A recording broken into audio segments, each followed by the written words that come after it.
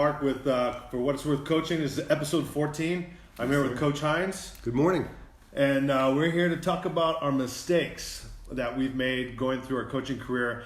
But first, we're going to give a little shout out to GameStrat. Yeah, GameStrat's a company I've been working with since I took over the head coaching job at Coronado now, and they give the sideline instant feedback. Mm-hmm. It's a phenomenal company from a different country. They're a Canadian company, but Tunch, who's one of the creators of it, is every time I pick up the phone, he's right there. The customer service is ridiculous, and I'm excited because today's practice, we have spring ball this afternoon.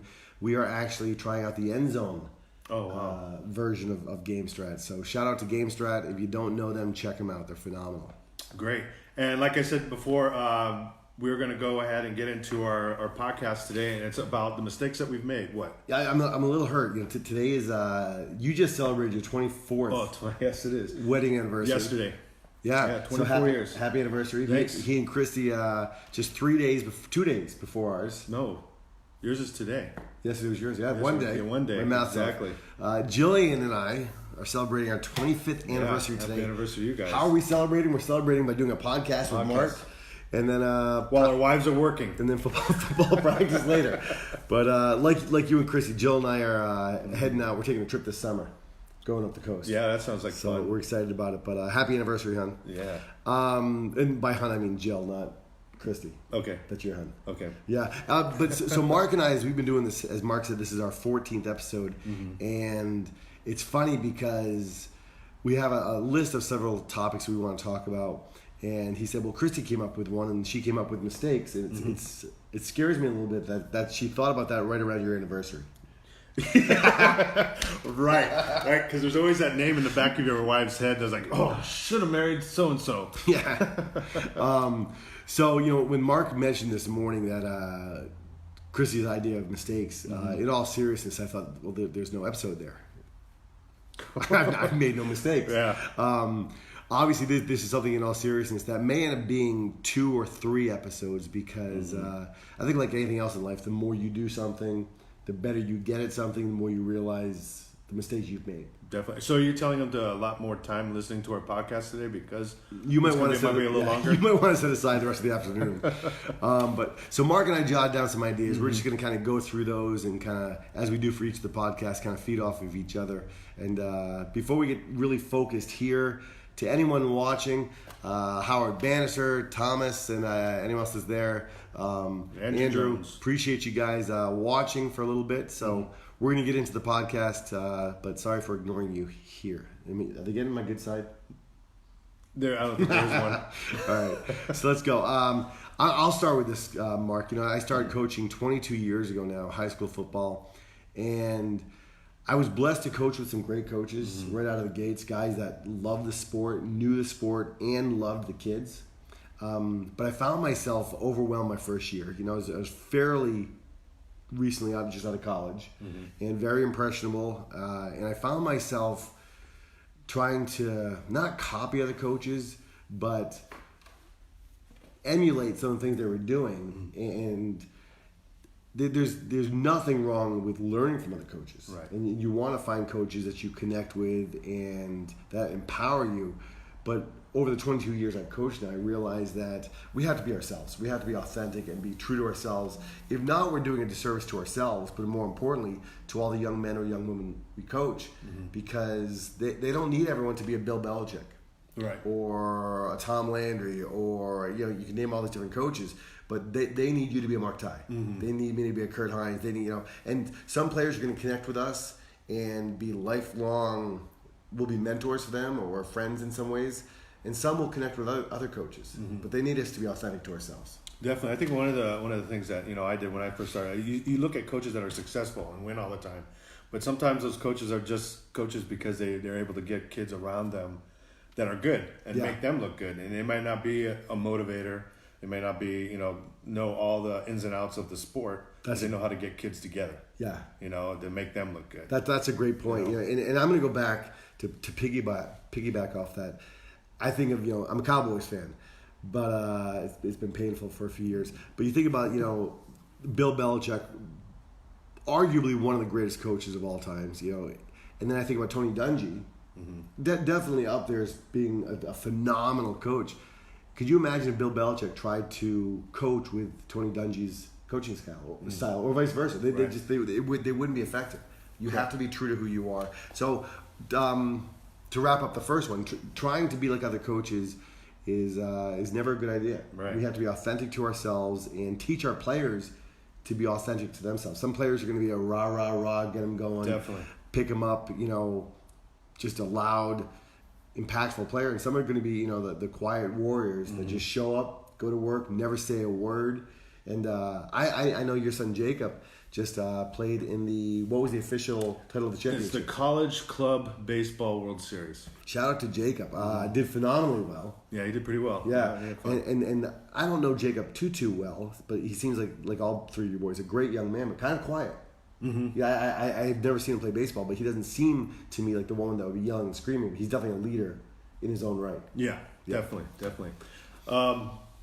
My mistake that I came up with is one that's not following through with my word. This is back when I was younger in my coaching career, when I was coaching Little League. And one of the things that I just can't stand is a cancer in the dugout. Yeah. And poor sportsmanship, not working hard and just showing up to play the game. So one of my things was like, I'm one of the kids that showed up to every practice, worked hard, just as good player, a little younger. One guy had a little bit more experience, but looking back now, I should have followed through with my word. Maybe it would have helped the kid that was working hard out there. He was a great athlete, still is a great athlete, plays football up at Azusa, and in fact, he's just one of those really good, down, hard-working kids that just love to play sports, period, and he's a great athlete. I should have put him in. I should have put him in more, especially when the other kid got ejected and had to sit a couple of games. And I didn't follow through with what I said before. And as a coach, when you say you have rules and expectations, you got to follow them yourself and not get wrapped up in the wins and losses, to be able to show that, okay, coach means what he says.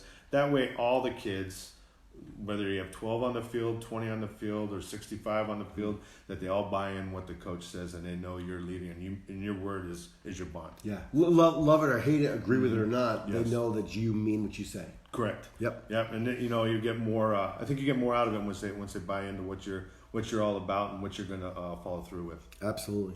Recruiting's a big one for me. It's reminds me of the old adage: you don't know what you don't know. Mm-hmm. And last Tuesday or Wednesday night, after our spring ball practice, we had a parent meet the coaches night, and a good portion of that was recruiting and trying to empower the parents. The meeting was for the parents. Some of the players showed up, but it was really for the parents. The recruiting portion of the meeting was to let them know that we are one of the greatest resources for them as their son's coach. Mm-hmm. That we are the ones that are going to be honest with the recruiters, that we know them best, we know them on the field, off the field. And without going over all the stuff as far as recruiting, excuse me, when I was putting together the PowerPoint, it kind of made me laugh a little bit at myself, because my first few years as a head coach in New Hampshire, I loved my players, I empowered them, we had great success on and off the field, but I didn't know what I didn't know. I wasn't telling them about what they had to get for SAT and ACT scores, what the GPA should be. I talked about good grades, but really what it should be to play at a certain level, the number of different schools, and the benefit of junior colleges. I think so many parents and players have their mind set on D1, and nowadays with social media, want to put out all these offers, and realize if you love football or baseball or any sport, and you truly want to keep playing it, there are a lot more options. You still have to be a student athlete. Mm-hmm. There are a lot more options out there. Talking about registering with the NCAA and NHIAA eligibility centers. Right. So it's just, recruiting for me is something that I'm getting a lot better at now, as far as I've always met with college coaches, always had them on the campuses, but teaching the parents now what their jobs are and what they've got to make sure they start doing, not when their son or daughter are juniors heading to the senior year, but freshman year. They have to start thinking about these things. Right. I'm sure, getting into it, because I haven't been a head coach at a varsity level yet, but I'm sure at that level, when you first get into it, you think you got to almost do everything for these kids outside. But when it's actually a team effort with you, the parents, and the player, Right? Yeah, absolutely. And this is not on our list, but I'm going to add to this. Okay. One of the mistakes I made as a head coach my first few years was trying to do everything. You know, and not empowering the other coaches by saying, "Hey, you're really good at this. Do this." Right. I'm going to give a shout out to Coach Davis now, who's on our staff. Who I gave him the title this year. I sit down and preseason give each of the coaches a coaching list, who our coaches are, and the responsibilities during the season, off season. And one of the new titles I added to him was assistant head coach, and he said he was humbled and honored by that. But he does so much for the program. Oh, he does. And if I tried to do it all, A, I wouldn't do it as well. Right. B, it would take away from some of the other things I'm trying to do. And C, and I think most importantly, if you try to do everything as a head coach, you're going to have other coaches on your staff that don't feel like they're really being utilized, and they're going to go somewhere else. Right. Or they're just not going to completely buy in. So I love that point as far as not trying to do it all yourself. Right. And one thing about Coach Davis too Yes. is like he knows how to use a computer. Yo. Right. Yeah, we all have our strength. Whoa. We just had an earthquake. We just had. Let's not sell that. California. It's California. We leaned on the table too hard. It's a lot of weight down there. So our next one for me personally is letting my emotions get the best of me during a game, and I think one of the things I actually got into a little, I wouldn't say argument with a player. Why wouldn't you say argument? Well, I was can going to say say argument. something altercation, but they probably think I got into a fist fight or anything. I wouldn't doubt that. No, there was offense. You're kind of a thug. But yeah, so one of the things like it's a tight game and you get emotional and you start doing things and trying to win the game, and it was a bad call and I went and talked to the umpire, probably a little louder than normal, and one of the parents said something and I pretty much ignored them until they said something about my gray hair. It's childish to what I say I didn't now. know When that was I a look hot back. topic. It used to be. Now it's not a big deal anymore. Now it's just because white hair. It's just white hair. Yeah, it's just. But she kind of got personal, and I turned around and Hold on. I'm sorry. You said she. Yeah, it was a mother, and Mothers are the best and the worst sometimes. exactly. As far as emotions. But needless to say, we are good friends now. Even after that, but it's one of those things like you can't let the emotion. You can be emotional, but I wouldn't say let the emotions take over your decision making, your how you act on the field. And the reason is because you could set a bad example, number one, for the kids, and then you're showing the parents that you have absolutely no control of yourself. So when someone's gonna look at you and they say, well, if he can't control himself or herself, Great how point. they can control the team, the outcome of the game, how my kids can react to a win or loss. That's a great point. Yeah. In all seriousness, yeah, and I know we have a little banter back and forth. I wear my heart on my sleeve, and over the 22 years I've coached high school football, I'm very emotional in the locker room, the weight room, practice field, the game field. But I haven't yet let the emotions get the best of me. But I have. I'm going to skip the hiring one. Come back to that. Okay. Tie in. I have allowed myself to let it eat at me inside. Yes. I had some years in the past where 99% of the time the young men or young women are fantastic. It's the parents, and sometimes with the best of intentions. But I had a particular season. I'll be careful how I say this because of who listens here. But being honest, where we could win a game 45-0, but if we didn't pass enough, the quarterback's father might be upset. Right. Or receive, and the young men were phenomenal. So what happened was, long story short, at the end of the season, we had gone to the state championship that year. We lost, but we had gone there. At the end of the season, we had our banquet, and before we had gone through several different awards and things. Before we started talking about the seniors, I stood up in front of. Now we had 144 players. My last few years in New Hampshire, so the auditorium was packed with parents, siblings, the players obviously. And I had said, hey, I have great news. And I stood up there and I said, and I listed off 5 different high schools in the area that had head coaching positions that were open. And then I said, so any of you that you think you do a better job, and I wish I were kidding. And I said, please, I'll be happy to write you a letter of recommendation. For everyone else, thanks for being parents. And the reason that it felt good at the time, and as soon as the night was over, it had such a horrible pit in my stomach because I let the parents get the best of me, and I know we're going to talk about, our last topic at the end here, so I won't get to that yet, but I had heard a song about a month after that called Audience of One. And for those of you that know Coach Tighe and I, we try not to be preachy, but at the same time share our faith with anyone that will listen.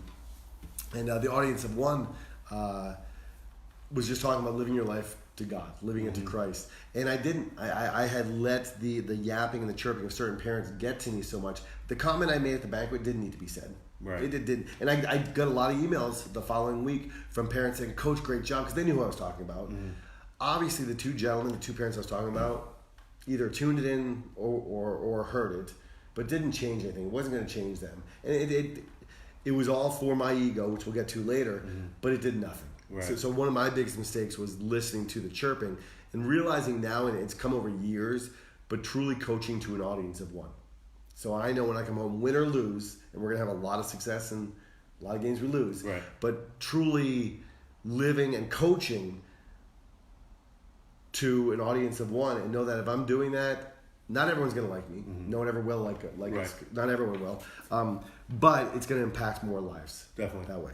Yeah, I think once you do your self-reflection, you keep it, if you can honestly say to yourself that you did everything that you could as a coach, as far as motivating your players, making the right decisions on the field, that you would be able to, instead of getting all caught up with what the Monday morning quarterbacks say. Exactly. You know, and I'm sure that's a tough thing for the professionals or even college athletes go through every day through, the paper and stuff, but yeah.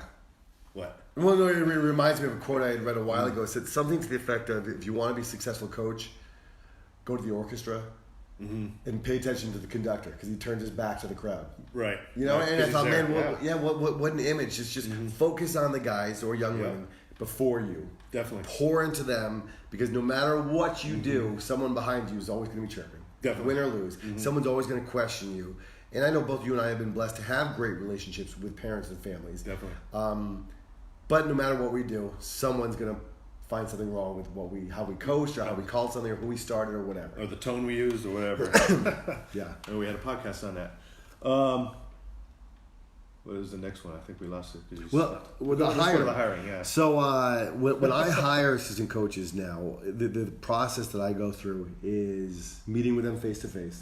And I like to take at least 40, 45 minutes. And really, I talk very little about football. Because everyone's going to have the interview answers. Everyone's going to say, oh, it's about character. It's about fundamentals. It's about everyone, in my opinion, football, baseball, doesn't matter the sport, during an interview is going to have their game face on. They're going to sit up tall. They're going to smile. They're going to have good eye contact. They're not going to be on their phone. Definitely. They're going to talk about character, fundamentals, the basics. So I start talking to them, about life. Tell me about yourself. Right. I do ask them what their why is. But once again, everyone's going to have a very similar why during the interview. And then I tell them, sooner or later, the proverbial crap's going to hit the fan and true colors are going to show. Right. We're going to really find out what their why really is, to empower people. If you're losing a game, they shouldn't be screaming at a kid, ripping him or her a new one. They should really still be, you can be intense, but still pouring into them. Right. But major mistakes, so that's what I do now. I also... once I get a good feeling for them, and I've had just last year, I think I sat down with 4 or 5 people, and 2 of them were fantastic, and they're on the staff now. And during spring ball, they've been a blessing. They've been great.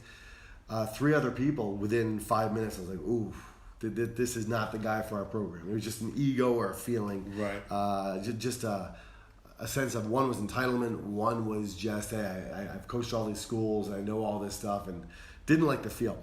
But the biggest mistake I made was meeting with a potential coach and making the decision on my own. Now, I always ask for references and stuff, and check with those references. But I had a coach years ago, and I doubt he'll listen to this. If he does, I apologize. I won't say his name. He'll know who he is. Seemed like a nice guy, called his references, didn't have him come to meet with the players. And that's what I do now. I have them not sit down, but come to the weight room. Come to one of the off-season workouts. And I just kind of watch them, and I go tell them, interact with the players. Work out with them, spot them, talk to them, and you see how comfortable they are with the players or not. But this one particular gentleman, and he was, at the time, very established in his business. He was a lawyer. It was picture day. And I wish I were kidding. He showed up. Oh, he's paying attention now. I'm just kidding. Imagine that. He says, Coach so-and-so. Like, yeah, right. He showed up. Now, this gentleman the hazards of going live. is mid-60s, yeah. And showed up in his Bedford football coaching gear that I'd given him. But as a coach, for picture day, he had white receiver gloves on. I was like, what do you... I didn't say anything, but I'm like, what are you doing? I was watching him, waiting for the last second for him to take the gloves off. Didn't know if he had some weird skin thing or whatever. But he didn't. And fortunately, the picture, I think his coaches, we had our hands behind our backs or something, so you didn't see the gloves. But he was just an odd dude. So I learned from there that when interviewing and hiring coaches now, meet with them, talk to them about life, eventually get to football, find out what their strengths are, what they think their strengths are, and then have them come meet with some players and other coaches to have other coaches get a feel. Because if you have coaches on your staff that you love and respect and have gelled with, we all know just one bad apple can spoil the bunch. Definitely. You want to make sure they get a good sense also. So that's hiring has changed for me over the years. Could you, on your hiring practice, when you ask them their why, could you ask them like, hey, I want to know your why that has nothing to do with football? Yeah, it usually gets to that. I had one of the guys I didn't hire said to give back, and I remember saying to him, I just listened for a little bit. He goes, just to give back. I said, well, why? And he goes, because the game's given me so much. What did it give you? I just love it. But he couldn't elaborate on, hey, I was in an abusive house, and he gave me that out. Or my parents were great, but they've always worked. Right. I want something deeper, and not that you need philosophers on your coaching staff or whatever, but you want someone to know their why. Right. To really pour into it. So yeah. See, I thought you said get back.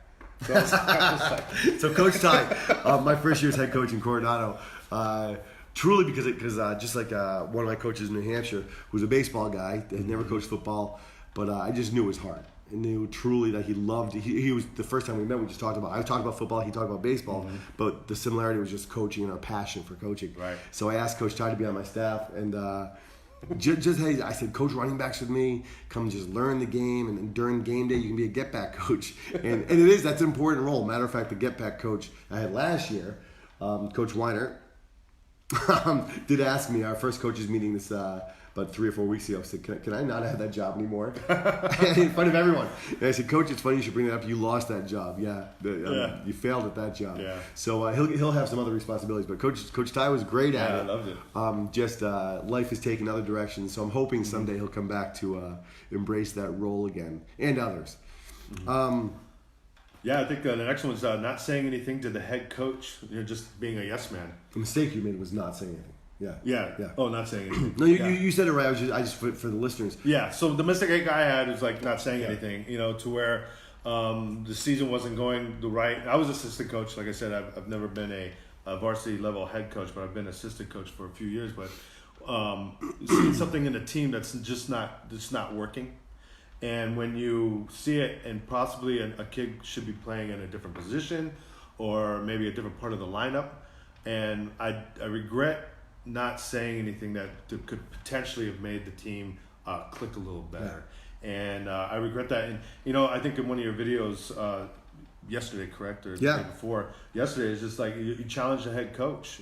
Just even if you even have that little disagreement between each other, I don't think that would be at work. Well, at least you got that little bug in the ears to where maybe a couple games later or a couple days later, where they're actually sitting there thinking about it, maybe think, oh, maybe that was a good idea. We'll give it a shot. Yeah. And that way you do have a say and you do have an active participation in the team and what goes on to the day to day.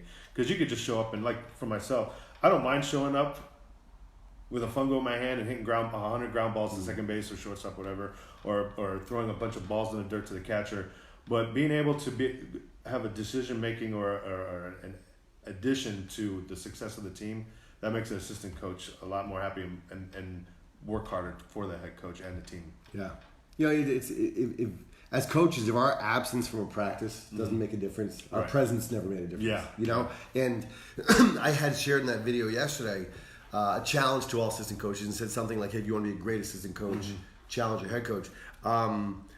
It's a dangerous thing because as much as I keep on saying football, obviously, but football, baseball, sports we're passionate about, the platforms we're passionate about, there's so much arrogance in the sport. And I think a lot of head coaches would say, hey, don't you dare challenge me. The warning I did give to coaches was, I don't think there's a time and a place. You shouldn't challenge a head coach in front of the players. You know, just because it's just there are conversations that should be had when players are off the field or when you're in the coach's office. Shouldn't challenge coaches. We talked about emotions. In the middle of a game, when emotions are really, really high, it's probably not the best time to challenge a coach. Right. But I know Derek Stank, who really doesn't go on social media at all, but his wife Sarah does. So Sarah, please share this with him if you see it. He was my line coach in New Hampshire. Just came out took the head coaching job at San Marcos, and I believe was going to do phenomenal things there. He had just about a month ago called me and said, "Hey, I want to thank you for helping me be a better coach and all the things you taught me and stuff." And it was humbling, but at the same time, he made me a better coach because maybe what I imparted in him and shared with him as far as the platform we have and knowing your why and creating that unit and that family and several other things. He made me a better coach because he would challenge me often. Right. And he did it in the right spot. Sometimes during games, he was our line coach. He's like, "Why would you pass here?" And we'd complete. I was like, "That's why I would pass here." And it wasn't conventional per se, but it worked. Right. And I'm fine with that banter back and forth and that challenge stuff. But sometimes behind closed doors, he would be like, "Hines, I just hate how we're doing this," or And sometimes I dug in my heels and I said, "No, we're doing it this way for this reason. Whether you like it or not, this is why." And whether he liked it or not, I heard him out, so he had a voice. And it kind of validated for me, no, this is why we're doing it. Right. And there were plenty of times where he said, that's just, Derek has no filter. So he was like, "That's just stupid. Why are you doing it that way?" Right. But because I wanted to be a great head coach, I'm so on that goal of becoming a great head coach, I listened to him. And there were many times I did switch. I said, "Great, you're right. Let's block it that way. You know better than I do." And there are a lot of things he does, especially with the line play. He's really, really good. So yeah, I don't think if coaches are in it for themselves, then they don't want to be challenged. Right. Just agree with everything I say, make me feel good about myself. But if we truly, and I know you do, if we truly want to empower people and change lives, not just those we coach, but the people we coach with, then we want to be challenged. Right. Yeah. We want to be challenged, and we want to embrace that because it's through life. If you think about 24 years of marriage, and then that's 24, 25 years. A lot of challenges. A lot of challenges. Dear God. Let's go over that. Yeah. One time Jill was... Start with Jill. Yeah. But, it's such a blessing. I know, Chris is your best friend. Jillian's my best friend. So thank you both if you're watching. Marriage is hard work. There's a lot of sacrifice. Yeah. And even if it's your best friend, it's hard work. And raising children is the hardest and greatest thing you'll do. It's like ripping your heart out and having little legs put on it and just watching it run around. Definitely. But I become a great husband and now grandfather because Jill's challenged me in certain things and vice versa. Right. So as coaching, you want to be challenged. Definitely. And challenging from another person also helps with growth with yourself and that other, because you actually open that line of communication between each other, and with communication, everything runs a little smoother too. Another thing I wanted to add on too is like when a coach that challenges you too, don't be challenging behind your back with the player.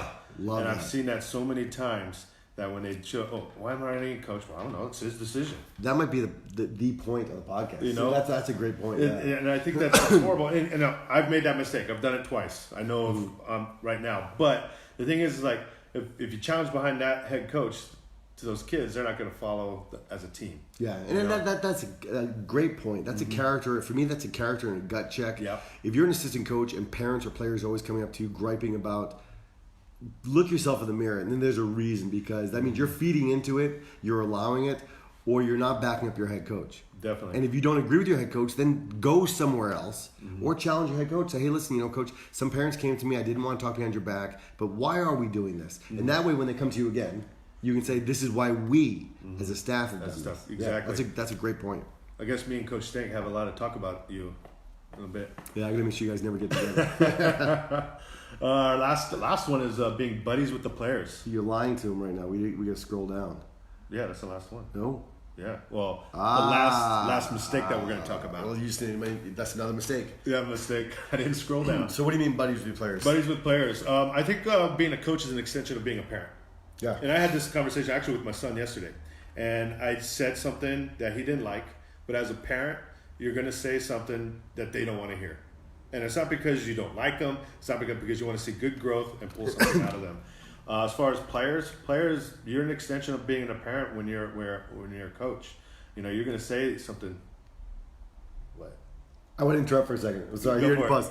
I see George Edwards is watching. George Edwards was the first principal in New Hampshire that hired me as the head coach. Oh, really? In Bedford. So, George, truly thank you. I remember that day with you and Mr. Nielsen in your office. So, apologize for interrupting to Coach Tighe here, but thank you. Truly, 22 years now coaching, but you're a big part of that, so thank you. Awesome. You can wipe that off your nose now. But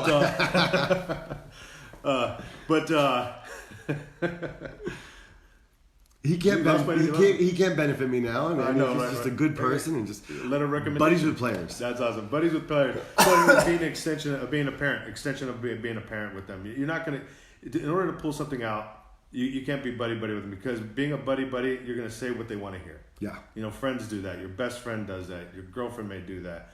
But as far as coaches, parents, we're gonna say the stuff that's not what the player wants gonna hear. And sometimes too, when you sit down with the parents, and I'm sure you've done this a few times, and you're gonna tell parents, hey, they may not like what they're gonna hear, but this is what your kid or your son, your daughter does during practice. This is why they're not getting the time they needed to play. Yeah.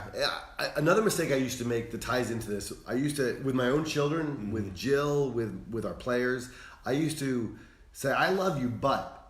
And then I would go into it. And the but negates everything you said before. Yeah, exactly. You know, so I've really tried to choose my words carefully and say, I love you, and because I love you, and then go on to it. And people go, oh, you're saying the same thing, you just choose words. Right. For me, it's a world of difference. I had one of our captains yesterday, and by the time this airs, it'll blow over, my emotions will be down. But I wasn't coming to spring ball practice because of grades. And I said to the young man, I said, I love you, and I'm going to be honest with you, pisses me off. Yes. I said, because no one's going on. We talked about what he did this weekend, and he had time to study, but he didn't study as much as he could have, and all these different things. If we love our players enough, we're going to be honest with them. Definitely. And by doing that not being buddy with them is going to forge stronger relationships, not just for the year, 2, 3, or 4 that we coach them, but lifelong relationships. I just like you do. I know we both get messages, whether it's handwritten messages, phone calls, texts, whatever it is, Love them. from coaches. It's so beautiful. Yeah, truly, and humbling. Yeah, you know, when they're fathers now, they just got their first job, they got a promotion, or when they're suicidal. And they're at one of their lowest points, and they choose to reach out to you, right? Because they know you're going to be honest with them. Definitely. And you're going to say, "Yeah, life sucks sometimes. Life is hard sometimes. Not just get over it, but here's what you've got to do." So I couldn't agree with that more. I'm going to go on to the next topic, but you do it. Go for it. But I want to give Coach Tighe credit for this, because I think we were at Starbucks just down the road. There's a Starbucks right between his house. We live 5 minutes away from each other. A little over a year ago. Right when he was meeting to say, I can't coach you anymore. That was it, right? Yeah. But he did buy me a Starbucks. I remember that. So thank you. But he had shared something with me from Wayne Dyer. Wasn't it Wayne Dyer? Wayne Dyer, but it was through my brother who sent it to me from Wayne Dyer. Well, who's a brown noser now? If my brother's watching. Yeah. Hi, Chris. Is he watching? That's what it said on there. There it goes. Hi, Chris. Great guy, by the way. He was a blessing to meet you. So Wayne Dyer had talked about ego, and the long and the short of it is, you know, this topic came back to me when Mark mentioned that Chrissy said, "Hey, what about talking about your mistakes?" And I think so often the mistakes are because of our egos. And what Wayne Dyer, I have to give credit to him, had shared when Mark talked about egos, and Mark shared this with me. Right away, and I'm not going to mention names, my mind went to 2 or 3 coaches, and I thought, man, that guy's got an ego. That guy's got an ego, you know. And for me, ego used to be people that were cocky, arrogant, self-absorbed, you know, thought they were better than others. And the way Wayne Dyer says it is ego is anytime we edge God out, EGO. And I was like, bam, like mind blown. I was like, son of a gun. I was like, I've got an ego. I've got a huge ego. Yeah. And not in the sense that I think I'm better than other people. I know that. Not in the sense that I think I know more or whatever.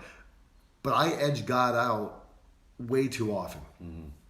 And I was sharing this with my daughter Abby and Sophie just a week or 2 ago. We had gone to the beach one day, and it was a great day, great conversations. But I was talking about, somehow it came up, and I said, anytime you think you're not strong enough, powerful enough, smart enough, pretty enough, whatever. Anytime we question our abilities, we're edging God out. You know? So when I let the parents get to me and I start listening to that yapping, I'm edging God out. And we can go through each and every thing again, but what do you want to add to that? And once again, Coach Tighe gets credit for that because he, through Chris, through Wayne Dyer, it's kind of like 6 degrees of Kevin Bacon here. Yeah, well, Kevin Bacon, who I met one time. Just kidding. I haven't met him yet. We're edging God out because he keeps talking. But for me, the ego and edging God out is more of a gut check for myself, because when stuff starts going bad or it starts going rough or you disagree, you don't feel like you're doing your thing, it's a gut check, and you really look at yourself and like, what do I need to do better? Kind of like when you come home from a game or you disagree with how practice went, how coach went, whatever. Being able to reestablish your why. You know, you go edging God out, you find out, get a little gut check, you reestablish your why, and then you're going back to your business and you're bringing God back into your coaching habits. So that's to me short and sweet. Yeah, it's the last thing I'll say for this is, and I love that you brought that full circle. I do a quote of the day with my fourth graders, so I often read quotes and they resonate with me in different ways. But one is, always preach the gospel, and when necessary, use words. I think we can preach Christ every day to our players, public school or not, but don't have to mention faith, religion, Christ, and just live in a way that you're loving someone hard enough, strong enough, and more powerfully than ever before, that they just feel different when they're around you. Definitely. I also love, this is our, we've been trying to keep our podcast to 15, 20, 22 minutes. This is our longest one. We're wrapping up here just 30 minutes. I like that in all seriousness because we're talking about mistakes. Yeah. And not that it was a mistake that we went longer, but if you stay in anything long enough, you're going to make mistakes. Definitely. And if you're passionate about it, you're going to learn from those mistakes and realize mistakes are blessings to, like you said, get back to your why. Right. And then what I always tell my baseball players, they're going to make mistakes during the game. They're going to make errors. They're going to strike out. Who hasn't? But it's when you make that mistake is how you recover from that mistake. And that's what makes you a person, a man or a woman. Yeah. Amen. Where can they follow this podcast? They can follow this podcast on Anchor, iTunes, Google, or Spotify. Fantastic. So appreciate you guys listening, and if you like it, share it, pass it along, and subscribe. So definitely, and then go check us out on For What It's Worth podcast on Instagram. All right. And that being said, take it for what it's worth. Stay strong.